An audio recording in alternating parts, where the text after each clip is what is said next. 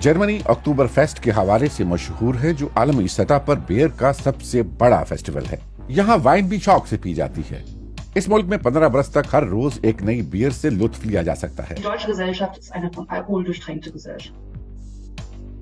मजमूई आबादी का 10% तक नुकसानदेह हद तक पीता है। जर्मनी में शराब पीना एक मसला क्यों बन गया है? बेशक जर्मन अच्छे ड्रिंक से इश्क करते हैं। शराब के फीकस इस्तेमाल के लिहाज से जर्मनी का आलमी नंबर चौथा है। वाज़ेह है कि माजी के मुकाबले में जर्मनी में शराब पीने में कमी हुई है। Durchschnittlich gesehen, jeder vom Baby bis zum Greis trinkt circa eine Badewanne an alkoholischen Getränken pro Jahr. Das sind so circa 120 Liter. लुत्फ अंदोज होने का एक पुरखौर जरिया। एक अंदाजे के मुताबिक जर्मनी में हर साल अल्कोहल की वजह से 74,000 अफराद मौत के मुंह में चले जाते हैं। गुज़िश्ता कई बरसों से जर्मनी में शराब के बहुत ज्यादा इस्तेमाल पर पाबंदी लगाने के मुतालबत किए जा रहे हैं, लेकिन कामयाबी अभी तक नहीं हुई। Alkoholkonsum ist sehr tief verwurzelt in der deutschen Kultur und man beruft sich auch immer gerne auf dieses sogenannte Kulturgut. Germany में बियर कशीद करने का 500 साल से ज्यादा पुराना एक कानून भी है।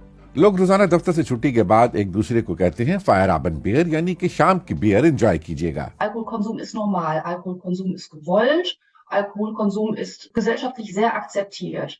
Wenn man nichts trinkt, wird man komisch beäugt. Germany में अल्कोहल हर जगह बआसानी खरीदी जा सकती है।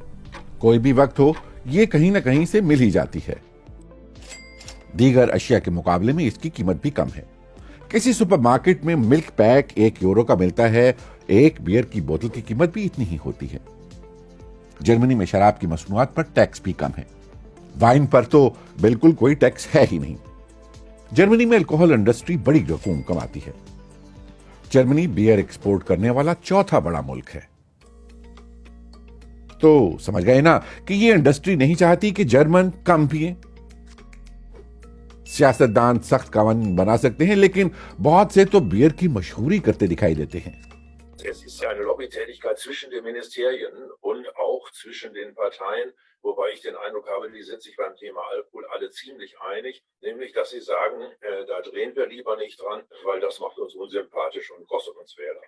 Dazu kommen die Wirte, dazu kommen die Zeitungen mit der Werbung.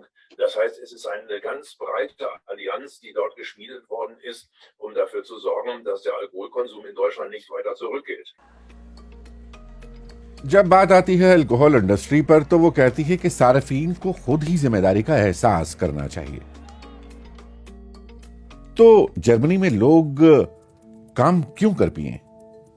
Germany में ऐसा क्या हो सकता है? एक तजवीज है कि जर्मनी में शराब को महंगा कर दिया जाए।